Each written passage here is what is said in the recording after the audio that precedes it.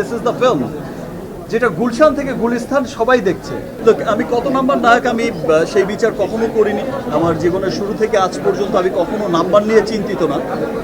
আমি কাজ করে যাই আমার দেশের মানুষের জন্য, আমি কাজ করে যাই যারা আমাকে ভালোবাসে, মন থেকে ভালোবাসে, যারা আমার সব সময় আমার সুখে দুঃখে আমার পাশে সব সময় থাকে।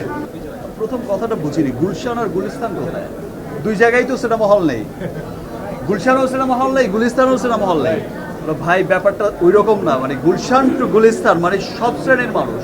সেটা যেমন আপার ক্লাস যেটা বলছে তারা, গুলশান মিনস আপার ক্লাস বোঝাতে চেয়েছে, আর গুলিস্তান মিনস একটু সাধারণ মানুষকে বোঝাতে চেয়েছে, আমাদের মতো নর্মাল পিপলকে। সো বলছে যে গুলশান টু গুলিস্তান সর্বস্তরের মানুষ দেখছে। এবং যেই চিত্র আমি দেখেছি মাল্টিপ্লেক্সগুলোতে, যেই চিত্র আমি দেখেছি সিঙ্গেল স্ক্রিনগুলোতে, এই ভালোবাসা অব্যাহত থাকলে এবং যেই চিত্র আমরা দেখছি দেশের বাইরে যেখানেই যাচ্ছে সেখানেই কিন্তু বরবাদ জোয়ার বয়ে, মানে ভালোবাসায় সবাইকে বরবাদ করে দিচ্ছে। এই ভালোবাসা অব্যাহত থাকলে দেশ বিদেশের বাঙালিদের মধ্যে, বাংলাদেশিদের মধ্যে ইনশাল্লাহ আমরা এই 100 কোটির ক্লাব কোনো একদিন আমরা বলবো যে ভাই 1000 কোটিতে তো পৌঁছে গেছে ইনশাল্লাহ। আমরা তো আশা তো করি যে ছাড়িয়ে যাবে। এবং এই যে বরবাদ প্রডিউসার অ্যান্ড ডিরেক্টর এই টিম কিন্তু এখন এমন সিনেমা প্ল্যান করছে যে সিনেমার কাছে বরবাদকেও ছোট সিনেমা মনে হবে ইনশাআল্লাহ। একটা প্রবাদ আছে, মর্নিং শোজ দ্য ডে। আমরা যখন দেখি একটা সিনেমার ওপেনিং দেখি, একটা সিনেমার কিছুদিন রান যখন করে, তখন কিন্তু সেটা বোঝা যায় যে এটা কি লং রানের ঘোড়া হবে, এটা কততে গিয়ে ঠেকতে পারে, কোন জায়গায় গিয়ে পৌঁছতে পারে।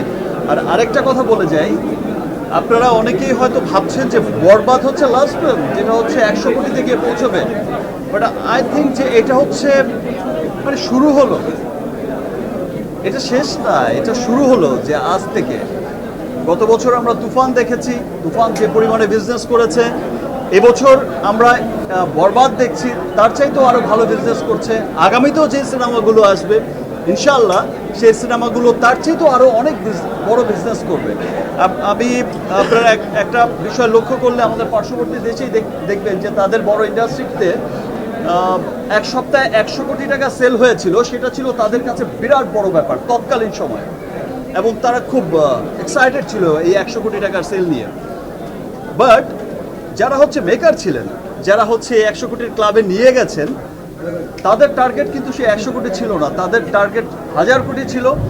এখন দেখা যায় যে আমাদের পার্শ্ববর্তী দেশের সিনেমা, বড় সিনেমাগুলো 1000 কোটি ক্লাবে না পৌঁছলে তারা সুপারহিট ডিক্লেয়ারই করে না, তাদের টার্গেটই। সো আমাদের শুরু হয়েছে, অ্যান্ড দেন আমাদের দেশের মানুষ, আমাদের দেশের সর্বস্তরের মানুষ। এবার আমি আমার দেশের সর্বস্তরের মানুষকে ধন্যবাদ জানাবো আবারও, বিকজ এবার আমি যখন শুটিং করছিলাম, আমি যখন শুটিং করছিলাম এই কিছুদিন আগেই, এই কয়েকদিন আগেই আমাকে কিছু মানুষ এসে যখন বলল, তারা সিনেমার কোর মানুষ, তারা যখন এসে বলল যে